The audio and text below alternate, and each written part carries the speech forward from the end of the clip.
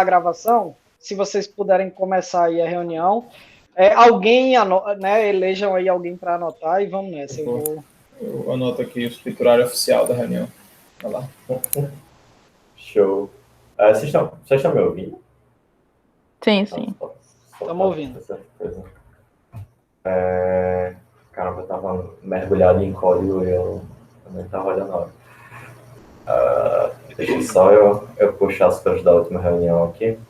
Ou se alguém lembrar, pode falar também. Eu lembro que tinha a questão do teste das 3, né, Henrique? Isso. As tarefas que a gente decidiu foram: Lucas iria fazer a junção do load balance, dos load balances para ficar com 2. Lucas e Gabi iam colocar Cláudia sem threads em produção, Matheus, otimização do plano de pagamentos, e eu ficaria com 3 tarefas, que seria colocar o bundle do Angular no S3, separar o form da aplicação do Angular e colocar o broadcast em produção. Gabi, essas foram as tarefas aí. Tu queres começar aí abordando esses tópicos, Henrique, das suas tarefas? Pode ser. Acho que eu consigo ser rápido. Então, a questão do broadcast, que eu acho que é o mais simples, né? A parte da ADMEM está basicamente pronta, só que a gente teve algumas questões aí de infra, né? Do serviço de broadcast em si. A Gabi ficou de ver. A gente tentou 2 vezes colocar em produção, mas ainda não deu certo. Hoje à noite a gente vai tentar de novo, certo? Aparentemente tem as questões de firewall, né, Gabi? Se você quiser até falar com mais detalhes aí. Questão de infra.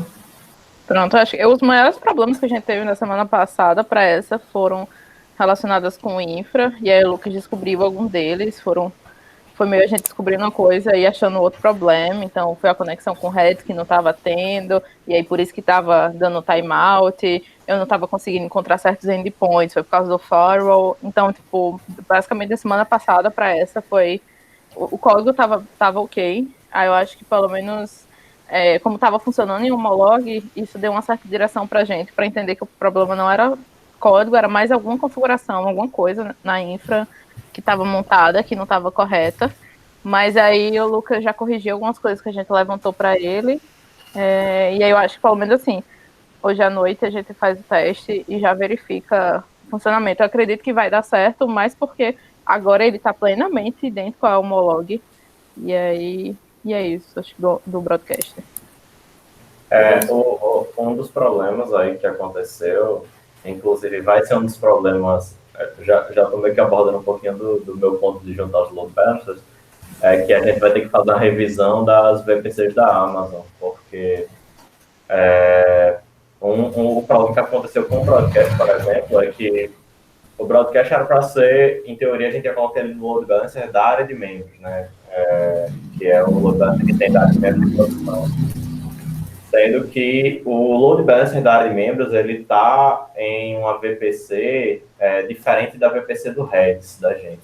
E o Redis, ele só pode ser acessado dentro da sua própria VPC, ou de alguma VPC conectada a ele. Então, isso tira a possibilidade de qualquer coisa que rode em qualquer um dos load balancers, a não ser o do chatbot, ele não consegue se conectar ao Redis. Então, eu sei que tem como você fazer uma conexão entre VPCs, colocar uma VPC intermediária, fazer uma subnetzinha na Amazon para contornar esse problema, mas eu nunca fiz, então vou ter que parar um pouco até para dar uma estudada sobre isso. Mas esse vai ser um problema na questão até dos load balancers da gente, porque quando a gente for agrupar, tem que ter isso em mente. E foi o problema que a Gabi e o Henrique tiveram com a questão do broadcast, né? Foi muito bom que a gente estava todo mundo... Aí, Lucas, por que os load balancers precisam de conexão direta ao Redis? Eu só demorei aí. É porque não são os load balancers que precisam de conexão ao Redis. É que, para um serviço rodar, para um load balancer direcionar para um serviço da Amazon, o load balancer e o serviço tem que estar na mesma VPC também. Eles não podem estar em VPC diferentes. Então, isso meio que, se o serviço exige a VPC ser a mesma do Redis, ele automaticamente só pode estar conectado a um load balancer e também está nessa mesma VPC. Então, é por isso que só conseguem se conectar ao Redis serviços que estão na VPC do Redis, e o único load balancer que está na VPC do Redis é o do chatbot. Aí o que você está dizendo, então, é que o serviço de broadcast vai ter que ficar na VPC do chatbot e as requisições vão, portanto, passar pelo load balancer, que é o mesmo que é usado no chatbot hoje em dia, enquanto que a API está num outro load balancer. Isso, exatamente. Vou conectar as duas, né? O Redis, vocês escolheram usar a mesma instância que era usada lá no chatbot, apesar de que o novo Redis não necessariamente tem nada a ver com o Redis anterior, assim, poderia ser separado, vocês escolheram usar o mesmo, foi isso? No caso, o Redis que o Broadcast está usando, foi por uma questão, até porque eu acho que a instância que a gente usa do Redis, ela tem a possibilidade de usar vários DBs. Então, mesmo que a gente está usando, acho que o DB5, mas se eu não me engano, acho que tem 30, né? 31, alguma coisa assim. Então, são 32. Pronto. Então, a gente tinha como isolar eles, a gente só tem que manter documentado. É uma coisa até que eu vou colocar para documentar direitinho quais são os DBs que cada coisa está usando. Mas como a gente tinha a possibilidade de usar um DB que não estava sendo usado por nenhuma outra aplicação, e a gente usou a mesma instância. Até porque a gente subutiliza muito a instância do Redis da gente. Não, eu entendo, mas será que daqui a pouco... porque, assim, por exemplo, os pagamentos, a gente subutilizava a capacidade de processamento da máquina também no início. Mas, assim, é só uma provocação. Eu não sei, não tenho resposta para isso, tá? Será que a gente está fazendo uma boa escolha? Assim, é muito caro ter uma instância a mais de Redis separado da instância atual que a gente tem? Eu digo, claramente... Eu acho que sim, viu, Felipe? Assim, eu acho que é muito desnecessário e uma eventual troca disso é muito simples, porque tanto essa questão das VPCs, que é uma coisa que a gente vai ter que revisar de qualquer jeito para juntar os load balancers até, com isso estando preparado para a gente subir uma nova instância, a gente vai trocar uma URL em variável de ambiente do serviço do Broadcast, por exemplo. E não, beleza. Porque assim, ó, a gente está criando, a gente está definindo um problema que é o seguinte: não dá para eu concentrar os load balancers. Não é possível. Por quê? Porque um load balancer ele tem que estar na mesma VPN do Redis. Tá, e por que isso é um problema? Porque a gente decidiu, não estou dizendo que foi, aí eu não tenho opinião sobre essa decisão, mas a gente decidiu usar a mesma instância do Redis. Então, calma, talvez não exista um problema se a gente redefinir e a gente redecidir por usar uma instância separada que fica dentro da VPC da API. Felipe, o que causa o problema é a gente não ter os load balancers integrados. É porque a gente tem vários load balancers. Porque se a gente tivesse um load balancer de produção, ele já estaria na VPC do Redis. Mas ter um load balancer de produção não sobrecarrega, só pergunta também, sobrecarregaria esse load balancer? O que você está dizendo é ter um load balancer só para jogar o tráfego no chatbot e na API, né? Por exemplo, tudo ficaria concentrado em um lugar só. Sim, sim. Isso não é um problema. O load balancers dados são feitos para isso. Inclusive, a gente utiliza ele de uma maneira muito errada, que a gente utiliza ele só como porta de entrada. A gente subutiliza de uma forma gigantesca o load balancer. Ele é feito até para balancear network, etc. A gente nessas coisas usa. É por isso que a gente tem, atualmente, a gente tem 4 load balancers. A gente usa eles para quê, hein, Lucas? A gente tem um load balancer de homolog, a gente tem um load balancer da área de membros de produção. Para que a gente... Desculpa, para que... A pergunta é, por que a gente usa o load balancer se não é para balancear a carga? A gente usa ele para quê? Entrada para as aplicações, porque é ele que direciona os DNS para as aplicações, porque as aplicações, por exemplo, no Fargate, elas têm IP dinâmico. Então, você tem um target group que aponta para isso. Para você direcionar para o target group, tem que ser pelo load balancer. Porque toda vez que sobe um serviço Fargate, ele sobe numa máquina qualquer que tem um IP X, né? A gente tem que ter algum lugar que controle para onde o pacote que chegar ali para app.claudiabot.com, para onde ele vai ser direcionado, qual IP ele vai ser direcionado, é isso? Isso. E também a nossa certificação também, o HTTPS é pelo load balancer. Beleza. Entendi. Tá claro. Enfim, mais alguma coisa a falar sobre, Henrique? Essa parte do broadcast é isso, né? Eu tenho mais 2 tópicos. Vocês têm mais algo a falar do broadcast? Não, né? Não. Beleza. Minhas duas outras tarefas ficaram. Então, no caso dessa parte da mesmo broadcast, tá em rodo, né? É mais questão do serviço de Lucas e Gabi aí. Em relação às duas tarefas que eu tinha, era da velocidade da área de membros, da parte do formulário especificamente. Aí a gente decidiu, primeiro, que a gente ia tentar separar o bundle do Angular, porque o Angular ele é um arquivo JS só, né? Que ele é gerado para a gente colocar em produção e ele fica sendo servido pelo servidor Express que a gente tem. Só aí, isso aí, teórica, a gente pensou que seria mais fácil. A gente ia pegar esse arquivo, jogar no S3, que a hipótese que o Lucas colocou aqui, o S3, ele serviria esse arquivo de forma mais robusta, de forma mais rápida, mais eficiente do que o próprio servidor Express que a gente tem.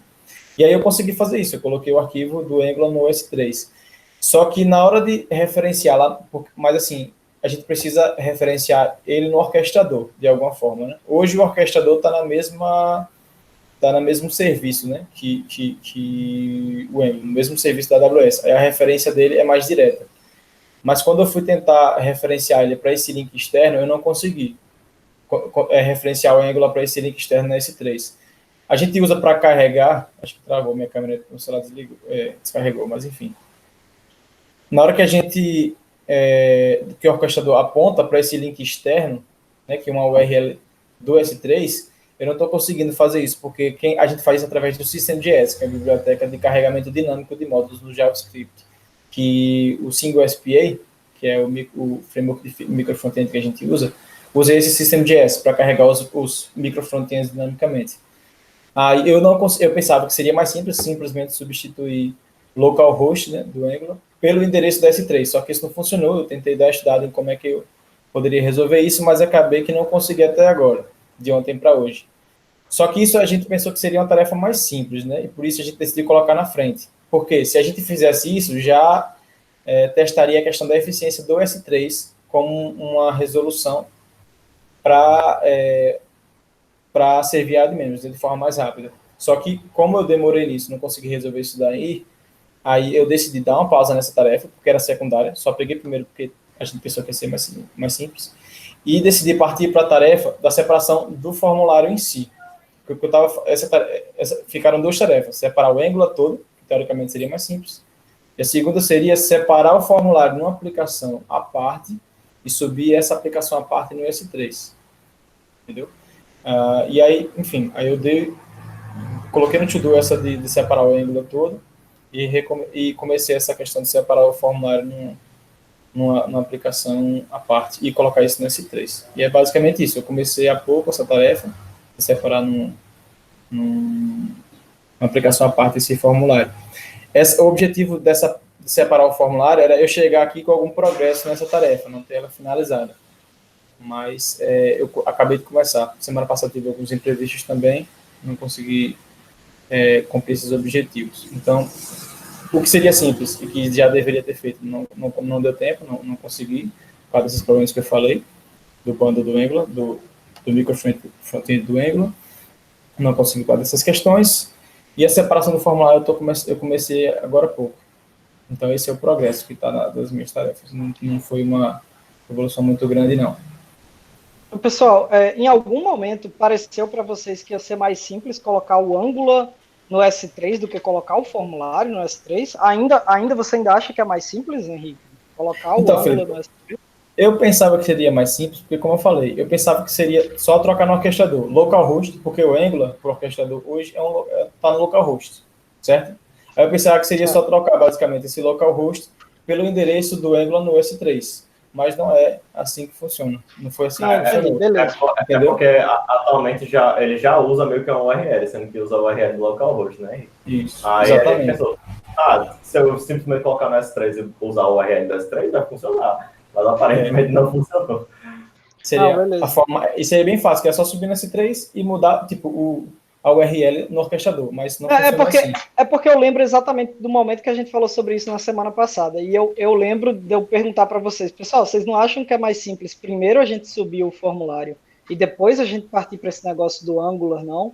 E eu lembro que na verdade, assim, a sugestão do Lucas até na reunião foi, não, o problema é parecido, né, é semelhante, então vamos tentar o Angular para ver se funciona, é só uma questão de tentar, então assim, Bem, a gente está travado aí, tem uma. Eu digo, eu imagino que vocês devem ter evoluído nisso daí, tá? Mas só tô tentando só também trazer, assim, acho que eu acho que é mais simples, tá? Fazer o formulário, me parecia ser mais simples, então.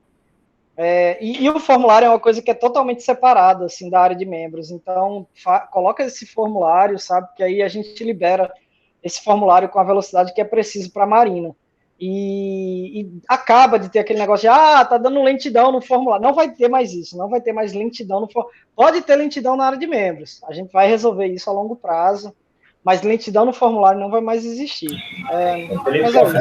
Mas a questão não era. Eu lembro inclusive o argumento de Henrique sobre a questão de não ser mais simples do que testar na questão das 3, era porque tem vários componentes, né, Henrique, que são dependentes da estrutura lá do projeto da área de membros, né? Era isso que e eu ia aí falar. ia ter que separar todos esses componentes, e é uma coisa realmente mais complexa do que simplesmente ter testado o arquivo. Que não é só pegar o form, né? Acho que a própria tela do form, ela não é tipo só pegar os componentes e jogar tipo numa aplicação separada em Angular e colocar no S3. Tipo, todos esses componentes eles estão usando outros componentes que fazem parte do projeto do Angular. Eu também acho que, inclusive, colocar todo o Angular no S3 é mais fácil do que a gente separar o form e colocar no S3. Mas a gente não prevê esses outros problemas aí, que é a questão do orquestrador. Né?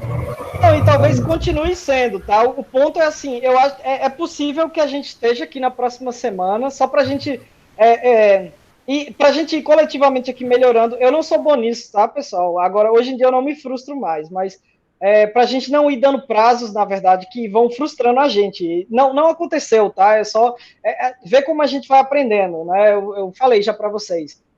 Tem vários exemplos, tá? E eu faço várias coisas, eu faço vários prazos errados também. E a gente, com o tempo, vai aprendendo. Mas, por exemplo, o broadcast, a gente já tinha tomado como garantido o broadcast. Assim, já faz 2 semanas que o broadcast, na verdade, já está em produção, entende? Assim, na nossa cabeça, assim. Porque foi há 2 semanas atrás, a gente não tratou mais do broadcast. Inclusive, o plano para a próxima reunião não tinha nada, o broadcast não estava nem na pauta da próxima reunião, há 2 reuniões atrás. Então, só para a gente aprender, eu acho que é possível que o formulário próxima semana esteja aqui de volta, né? Porque vai ser mais complicado que a área que o próprio Angular, né? Eu acho que é possível. Eu acho que é possível, mas eu estou um pouco mais otimista. Mas vamos manter que, tipo, provavelmente na próxima reunião eu vou ter evoluído bem, mas não finalizado ainda, isso provavelmente. Mas como o Lucas falou, a gente testou essa hipótese, entendeu? E a hipótese da gente não estava certa, que seria mais simples a questão dos 3. Né? Tudo bem, tá certo. Beleza. Mas é isso. E também tem a questão de que, assim, eu só peguei isso ontem, né? Então, essa questão do Angular. Então, não foi tanto tempo investido nisso ainda. A semana passada foi essa questão toda da lentidão. Eu só peguei ontem.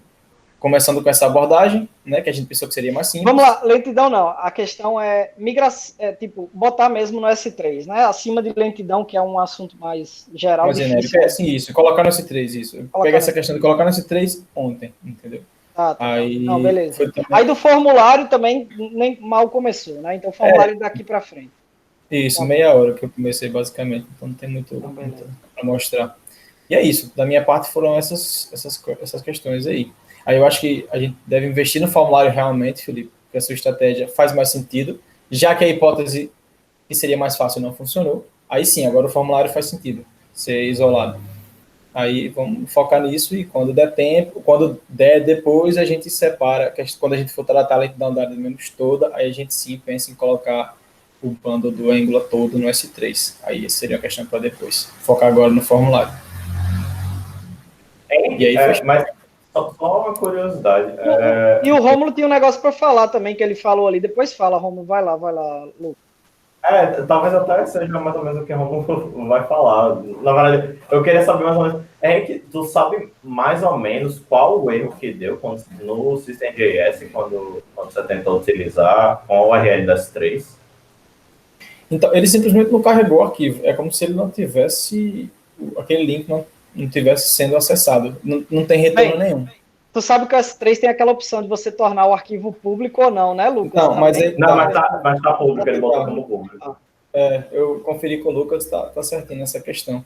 Você clicar no link, você acessa. Tipo assim, o retorno dele é a mesma coisa que, no caso, o retorno do S3 é a mesma coisa que o localhost do Angular retorna, que é um arquivozão JavaScript no formato de um módulo System.js. É igualzinho, eu comparei.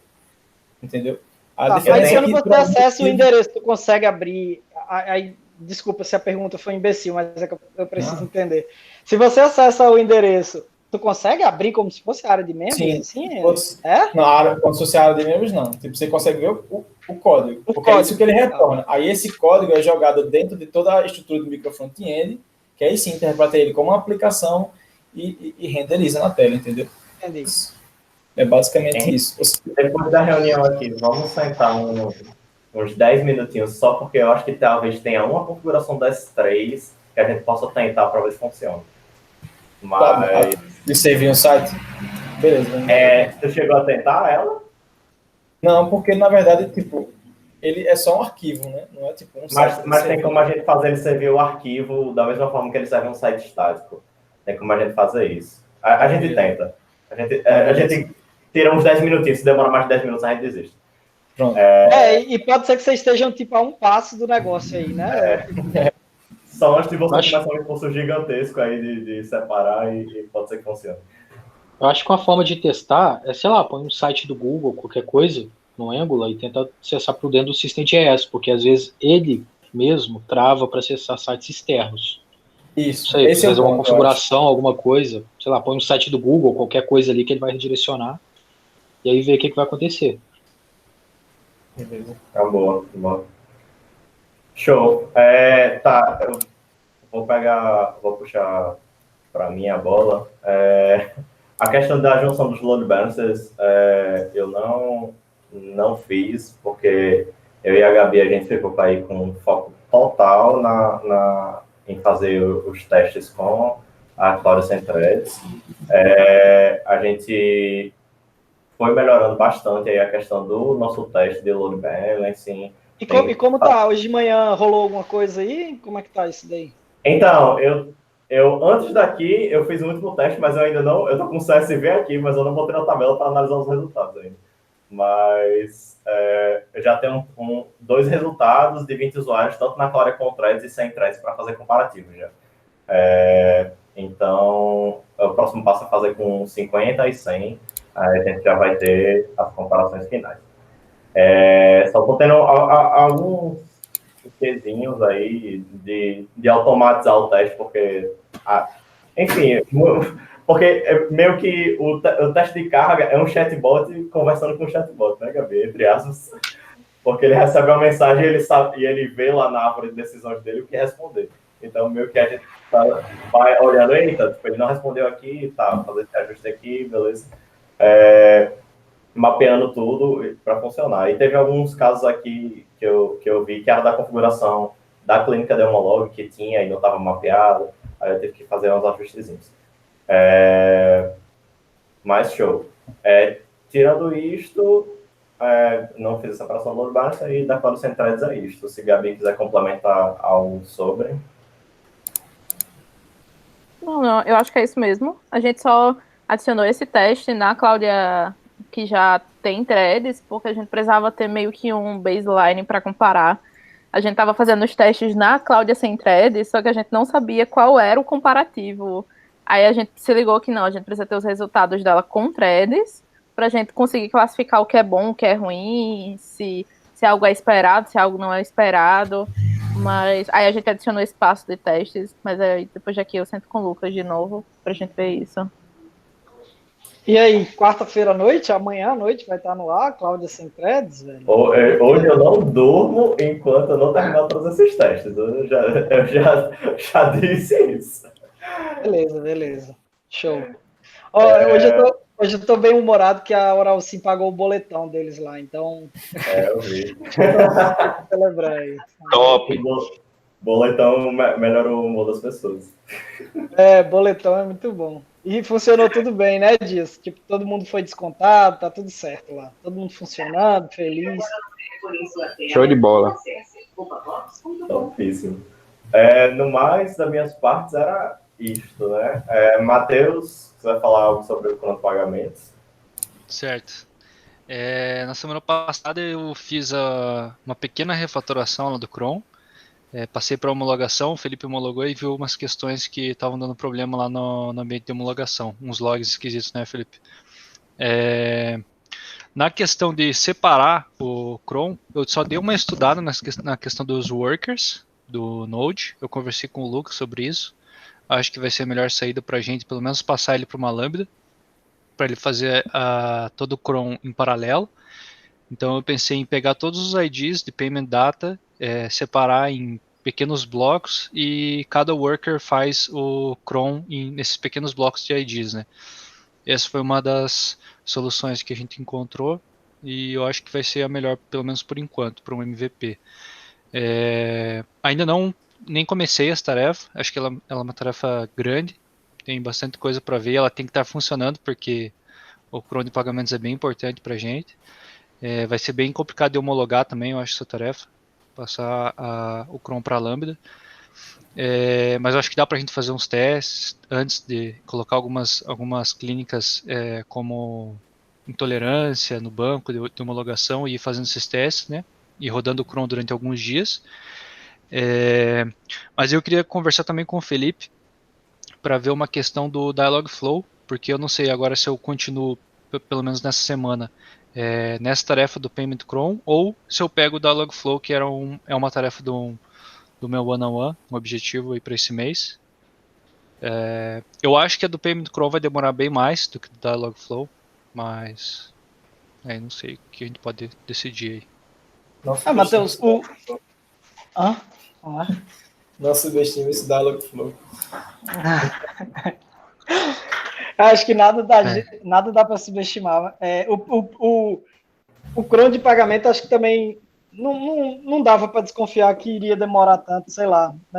Mas, enfim, não sei, Matheus, já que está no teu one-on-one, eu não sei, velho, talvez faça mais sentido a gente desconsiderar para você não se preocupar esse daí do Dialogflow, deixar para o próximo mês, e você, naturalmente, o que tem mais... bem, o Dialogflow, apesar de tudo, apesar de comportamento atual, que é aquele que ele fica vigiando se o Dialogflow está no ar, e se está fora do ar, ele reinicia a task, não é isso? Até hoje a gente está assim, né? Eu concordo que a gente tem que sair desse modo, esse modo de ficar vigiando, e se não está funcionando, resetar.